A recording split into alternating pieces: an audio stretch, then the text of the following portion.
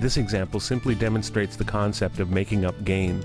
Most compressors let you move the threshold down into the signal, allowing proportional gain reduction of the part of the signal that's above the threshold and ignoring the portion below.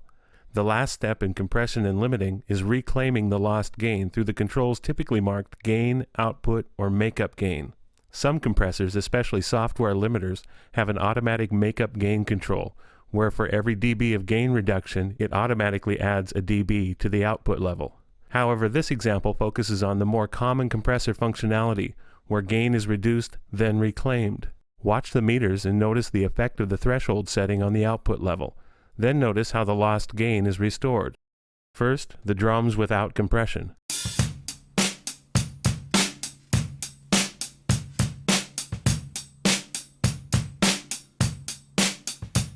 Now we adjust the threshold for the desired gain reduction.